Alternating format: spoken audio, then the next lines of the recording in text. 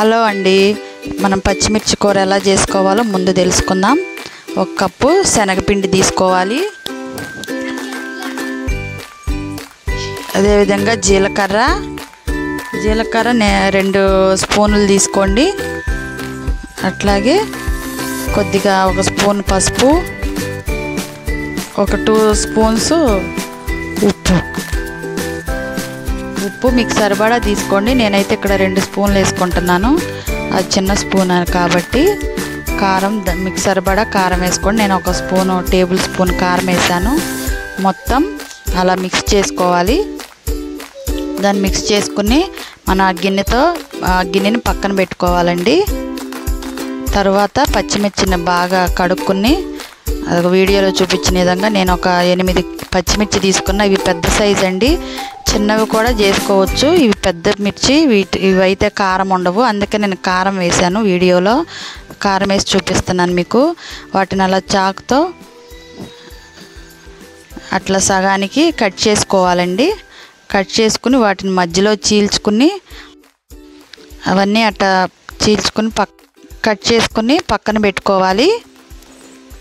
వీడియోలో చూపించిన విధంగా ఇది చాలా బాగుంటుందండి కూర. ఒకసారి అందరూ ట్రై చేయండి. అదిగోండి, ఆ విధంగా ఇవి పెద్ద సైజు ఉన్నాయని నేను కట్ చేసా. నార్మల్ సైజులు అయితే మనం మిరపకాయ వేసుకోవచ్చు. ఇప్పుడు ఆ పిండినంతా మనం తీసుకున్న పచ్చిమిర్చిలో కూర్చుకోవాలండి. అట్లా పెట్టుకోవాలి, అన్నిటికీ అట్లా సమానంగా బాగా పెట్టుకోవాలి.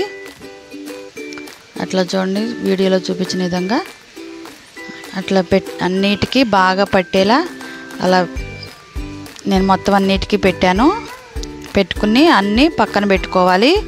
పచ్చిమిర్చి కూర చాలా బాగుంటుందండి, మీరు ఒకసారి ట్రై చేయండి. ఉత్తినైనా తినొచ్చు. ఈ కాయలు అయితే కారం ఉండవు. అదిగోండి, అన్నీ అలా పక్కన పెట్టుకున్నాను. అన్నీ అలా ప్లేట్లో పెట్టుకున్నానండి. 2-3 రెబ్బల కరివేపాకు తీసుకోవాలి. 2 ఉల్లిపాయలు కట్ చేసుకుని పెట్టుకోవాలి. 2 ఉల్లిపాయలు అదిగోండి కట్ చేస్తున్నాను.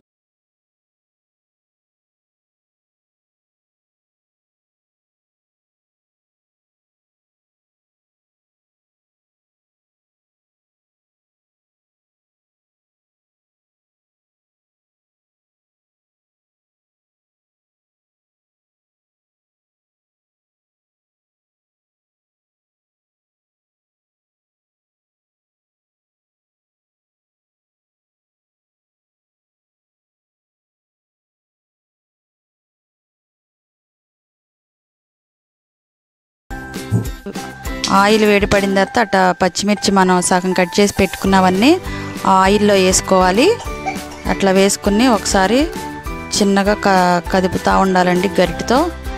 అలా కదుపుతూ ఉంటే పక్కలమ్మటి కూడా నూనె వెళ్ళి వాటికి బాగా పచ్చిమిరపకాయ ఉడుకుతుంది. అప్పుడు మొత్తం అన్నీ ప్లేట్లో తీసుకోవాలి. తీసుకున్న తర్వాత మనం ఆ పచ్చిమిర్చి అంతా ప్లేట్లో తీసుకుని ఆ మిగిలిన నూనెలోనే ఉల్లిపాయలు వేసి వేయించుకోవాలి. ఉల్లిపాయలు కూడా కొంచెం బాగా మగ్గిన తర్వాత బ్రౌన్ కలర్లో వచ్చిన తర్వాత అదిగోండి పచ్చిమిరకాయలు చూడండి బాగా వచ్చినాయి. మూత పెట్టుకోవాలి. కొంచెంసేపు 2 నిమిషాలు మగ్గనిచ్చి దాంట్లో కొంచెం సాల్ట్ వేసుకుని కొద్దిగా పసుపు, కారము ఇందాక పచ్చిమిరపకాయల్లో పిండిలో వేసాము, వీటిలో కూడా వేసుకుని కరివేపాకు కూడా వేసి మొత్తం కలుపుకుని మూత పెట్టుకోవాలి. అదిగోండి చూడండి, ఉల్లిపాయ అట్లా ఎర్రగా అయినాయి చూసారా, కొద్దిగా కలర్ మారినాయి. అప్పుడు కలర్ మారినప్పుడు మనం ముందుగా కలిపి పెట్టుకున్న శనగపిండి పొడి పిండే వేసుకోవాలండి. వాటిని వాటర్లో తడి చేయకూడదు. అవంతా అట్లా ఆయిల్లో వేసి అట్లా కలుపుకోవాలి. కలుపుకున్న తర్వాత మిగిలిన పిండి అంతా పోసేసాను నేను ఒకేసారి. అదిగోండి, అదంతా అలా మిక్స్ చేసుకోవాలి. బాగా మిక్స్ అయిన తర్వాత మనం ఈ ప్లేట్లో పెట్టుకున్న మిరపకాయల్ని ఒక్కొక్కటి దాంట్లో వేసుకుని అన్నీ దాంట్లో వేసిన తర్వాత కొంచెంసేపు కదిపి వాటిని కొంచెంసేపు ఆగి మనం మూత పెట్టుకుని పక్కన పెట్టుకోవాలి.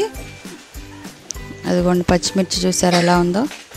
ఇంకంతేనండి, మూత పెట్టుకుని 5 నిమిషాలు సిమ్లో పెట్టుకుని మనం మగ్గబెట్టుకోవాలి. పచ్చిమిర్చి కూర అంతేనండి, రెడీ అయిపోయింది. అదిగోండి వేడి వేడి అన్నంలో